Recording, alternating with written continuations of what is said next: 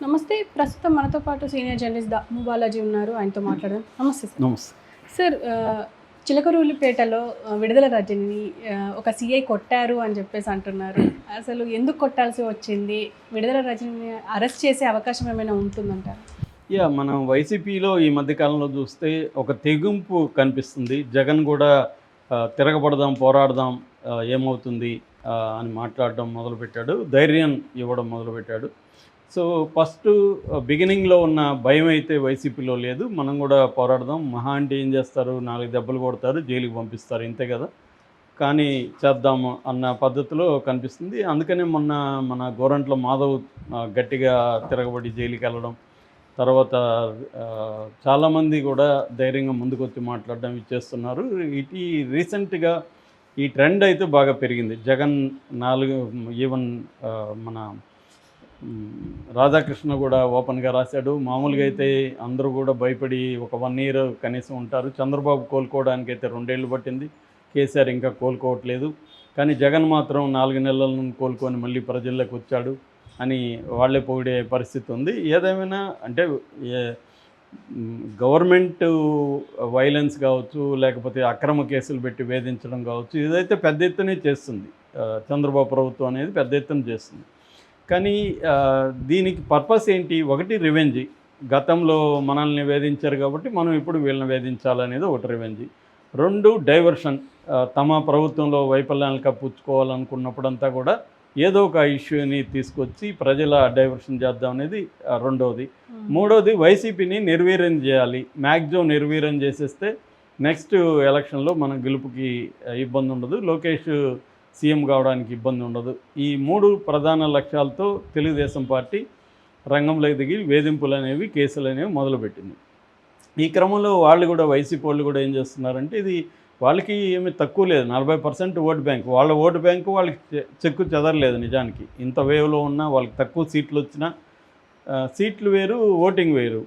So voting అనేది ఉంది కాబట్టి దీన్ని సీట్లుగా ఎలా కన్వర్ట్ చేసుకోవాలి, మనం చేసిన తప్పులేంటి అనేది ఒకటైతే, రెండోది చంద్రబాబు వ్యూహాలకి ప్రతి వ్యూహాలు మనం చేయాలి. మనం ప్రతిపక్షాలు అంటే కామన్, ఇవి బాధలు ఉంటాయి, కష్టాలు ఉంటాయి, మనం నిలబడదాం, ఫైట్ చేద్దాం అనేది వాళ్ళు కూడా డిసైడ్ అయ్యారు.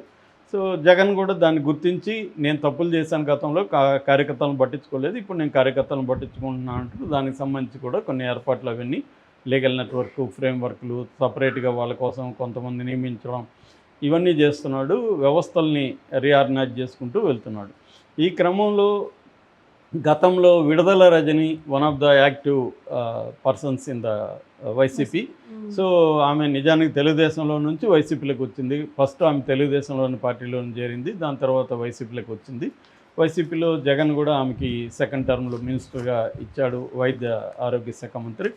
సో ఇప్పుడు తెలుగుదేశం టార్గెట్ చేసే వాళ్ళల్లో ఈమె నెక్స్ట్ టార్గెట్ ఈమెని పెట్టుకున్నట్టుగా మనకు తెలుస్తుంది. అంటే ఫస్ట్ ఏమో సోషల్ మీడియాని, కొంతమంది అధికారులని టార్గెట్ చేయడం అనేది స్టార్ట్ అయింది. తెలుగుదేశం రెడ్ బుక్ లో రాసుకున్న వాళ్ళందరినీ మెల్లగా అటాక్ చేయడం మొదలుపెట్టారు. అలా మెల్లమెల్లగా వల్లభనేని వంశీ కావచ్చు, తర్వాత పోసాని కృష్ణమురళి కావచ్చు, ఇంకా మిగతా వాళ్ళ మీద కూడా కేసులు పెట్టుకోవడం. ఇప్పుడు మద్యం కుంభకోణం కేసు నడుస్తుంది, కసిరెడ్డి ఇలాంటి వాళ్ళంతా కూడా జైలు వేశారు.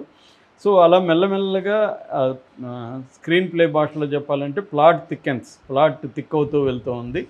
సో ఆ క్రమంలో ఈమె రజనీ కూడా స్ట్రీట్ బ్యాటిల్ చేద్దామని డిసైడ్ అయిపోయినట్టుగా తెలుస్తుంది. సో నిన్న ఏం జరిగింది, అసలు రజనీ మీద ఉన్న కేసులు ఏంటి, రజనీ అరెస్ట్ అయ్యే అవకాశాలు ఉన్నాయా, ఈ విషయాలు మనం చూద్దాం. నిన్న ఏం జరిగిందంటే, యాక్చువల్గా రజనీ ఒక దగ్గర ఒక అసిస్టెంట్ లాగా పనిచేసే అతను ఉన్నాడు. అతను మానుకొండ శ్రీకాంత్ రెడ్డి. ఈ శ్రీకాంత్ రెడ్డి మీద కేసు ఉంది గతంలో. ఆ కేసు ఏంటంటే, ఇతను కోడిగుడ్లు మధ్యాహ్నం భోజనం పథకంలో కోడిగుడ్లు సప్లై చేసే ఏజెన్సీ ఒక అతనికి ఇప్పిస్తానని చెప్పి అతని దగ్గర 28 లక్షలు తీసుకున్నాడు. మున్నంగి రత్నిరెడ్డి అతని పేరు.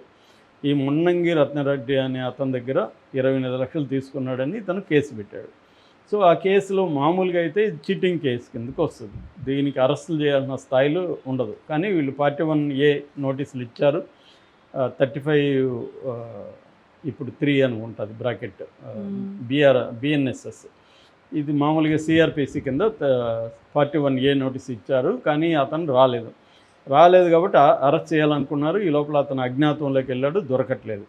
ఈ క్రమంలో ఏమైందంటే నిన్న ఈమె అక్కడ ఒక జంగాలపల్లిలో వైసీపీ కార్యకర్త కుటుంబాన్ని పరామర్శించడానికి వెళ్తుంది. ఆమె కారులో శ్రీకాంత్ రెడ్డి ఉన్నాడు అని ఎడ్లపాడు పోలీస్ స్టేషన్ అంటే రూరల్ చిలకలూరుపేట పోలీస్ స్టేషన్, సిఐకి ఎస్ఐకి ఇన్ఫర్మేషన్ వచ్చింది. సో వీళ్ళు వెళ్ళి అరెస్ట్ చేయడానికి సిఐ సుబ్బారాయుడు, ఎస్ఐ పుల్లారావు ఇద్దరు వెళ్ళారు. వెళ్ళి మానుకొండపల్లి అనే ఏరియా దగ్గర కారు ఆపారు. వీళ్ళ కాన్వాయ్ వెళ్తుంటే ఆపి అతన్ని కారులో ఉన్నాడా లేదా చూడడానికి ట్రై చేస్తుంటే ఈమె దిగేసి చాలా గట్టిగా అడ్డుకుంది. ఆ వీడియో అంతా కూడా బయటకు వచ్చింది. ఆమె మర్యాదగానే మాట్లాడుతుంది. సిఐ గారు నా మాట వినండి, నేను తీసుకొచ్చి మీ పోలీస్ స్టేషన్లో అప్పగిస్తాను, మీరు కార్లోకి వెళ్ళకండి అని గట్టిగానే మాట్లాడుతుంది. మీరు ఇప్పుడు అతన్ని లాక్కండి బయటికి అని, నేను వచ్చి తీసుకొచ్చి అప్పగిస్తాను. మేబీ ఆమె ఇక్కడ అవమానకరంగా ఉంటుంది, అతను ఈడ్చుకుపోతారేమో, మర్యాదగా నేనే వచ్చి అప్పగిస్తానని ఆమె మాట్లాడుతుంది. వీళ్ళు వినట్లేదు, ఎందుకంటే ఈమె దాచిపెడుతుంది, కారులో లేడని చెప్పేస్తుంది అనేది వీళ్ళు అనుకుంటున్నారు.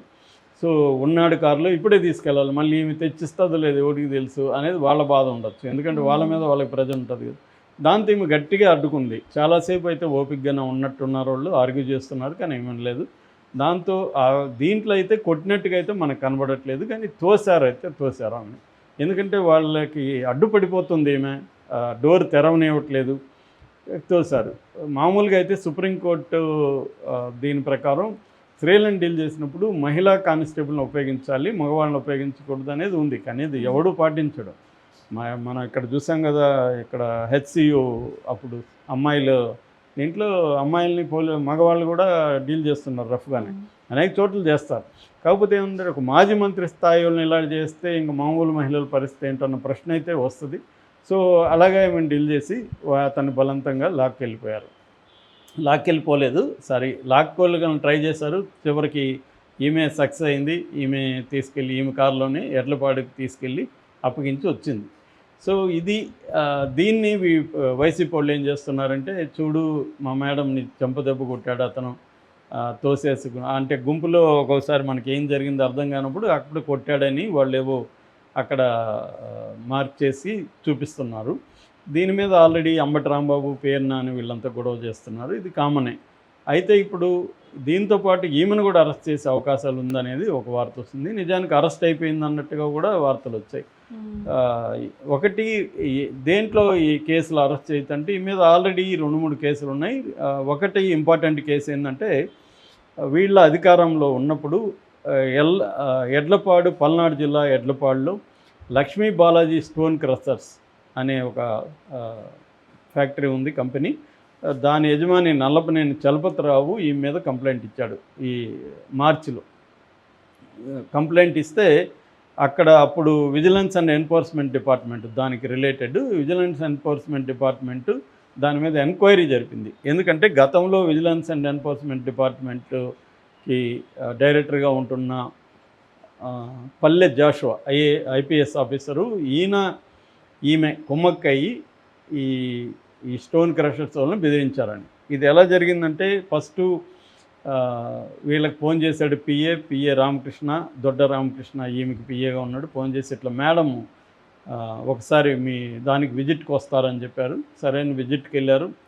ఈమె వీళ్ళ తమ్ముడు గోపిచంద్, గోపీనాథ్ వీళ్ళిద్దరు వెళ్ళినప్పుడు అన్నీ చూశారు. అర్థమైంది వాళ్ళకి, దీని వర్త్ ఎంత ఉండొచ్చు, మనం ఎంత డబ్బులు డిమాండ్ చేయొచ్చు అనుకున్నారు.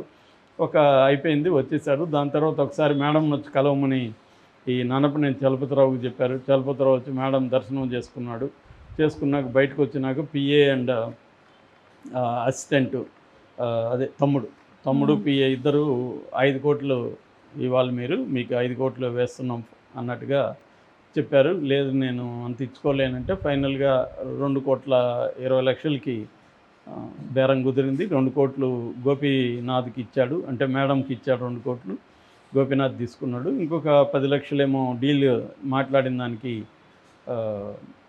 వాళ్ళ పిఏకి రామకృష్ణకి ఇచ్చారు. ఇంకొక 10 లక్షలేమో ఈయన జాషువాకి ఎందుకంటే జాషువా మధ్యలో వెళ్ళి రైడ్ చేశాడు. ఈయన ఫస్ట్ డబ్బులు ఈయన అన్నాడు, డబ్బులు ఇకపోతే జాషువా వెళ్ళి రైడ్ చేశాడు, విజిలెన్స్ డిపార్ట్మెంట్ కాబట్టి రైడ్ చేసి నీ కంపెనీలో అవకతవకలు అవి జరుగుతున్నాయి, ఆ సెక్షన్ ఈ సెక్షన్ అనేసి గొడవ చేశాడు. సో మామూలుగా ఇట్లాంటి రైడ్కి వెళ్ళాలంటే పై అధికారులకు చెప్పాలి, అవేవి అంటే ప్రొసీజరల్ ప్రోటోకాల్స్ ఉంటాయి కదా, అవేవి ఆయన ఫాలో కావాలి. వెళ్ళి చేశాడు. దాంతో భయపడి తను చర్చలకు వచ్చాడు. 5 ఇవ్వలేని 2 ఇస్తానని చెప్పాడు. ఇది ప్రాసెస్ కాబట్టి అతను వచ్చి రైడ్ చేశాడు కదా కష్టపడి, పాపం అతనికి ఒక 10 లక్షలు, ఈ బేరాలంతా ఇవంతా డీల్ చేసిన దానికి పిఏకి ఒక 10 లక్షలు, 20 లక్షలు ఇచ్చాడు. ఇది జరిగింది. సో A1గా ఏముంది, A2గా వాళ్ళ తమ్ముడు ఉన్నాడు, మిగతా అందరిని అరెస్ట్ చేశారు సార్. జాషువా అని, తర్వాత రామకృష్ణ అని, గోపీనాథ్ అజ్ఞాతంలో ఉంటే హైదరాబాద్ నుంచి పట్టుకుపోయారు. వీళ్ళందరూ కోర్టులకు ముందస్తు బెయిల్కి వెళ్ళారు కానీ కోర్టులు ఇవ్వలేదు. ఇప్పుడు ఈమె ఉందన్నమాట. A1ని అరెస్ట్ చేయకుండా A2, 3ని అరెస్ట్ చేయడం పట్ల కూడా విమర్శలు ఉన్నాయి.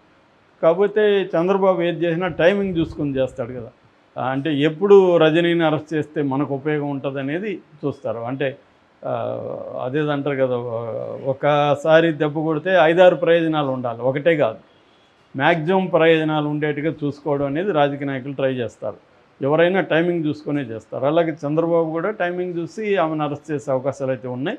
అది ఒక కేసు అయితే, రెండో కేసు SC/ST అట్రాసిటీస్. అదేంటంటే ఫణీంద్ర అండ్ రామకృష్ణ అనే ఇద్దరు వీళ్ళ అసిస్టెంట్ల మీద ఈ మీద కేసు పెట్టారు. చిలకలూరిపేట సూర్యనారాయణ మీద కూడా పెట్టారు. ఒక SCగా ఉన్న పిల్లి కోటేశ్వరరావు అనే అతన్ని 5 రోజులు తీసుకెళ్ళి టార్చర్ చేశారు. ఎందుకు చేశారంటే అతను TDP సోషల్ మీడియా ఇన్ఛార్జ్ అక్కడ, అతను వీళ్ళ మీద పోస్టులు పెడుతున్నారని అతను అరెస్ట్ చేశారు. అతను SC/ST కింద ఆ CA మీద వీళ్ళ మీద పెట్టాడు. చూడండి ఇప్పుడు పరిస్థితి. మళ్ళీ